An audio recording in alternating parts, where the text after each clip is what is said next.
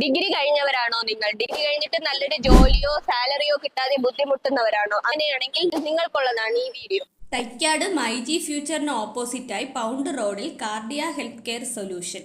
കാർഡിയയുടെ 20ാം വാർഷികത്തോടനുബന്ധിച്ച് June July മാസങ്ങളിൽ admission എടുക്കുന്നവരിൽ നിന്നും തെരഞ്ഞെടുക്കുന്ന ഒരാൾക്ക് ഫ്രീയായും നിരവധി സ്റ്റുഡൻസിന് സ്കോളർഷിപ്പോടുകൂടിയും പഠിക്കാൻ അവസരം.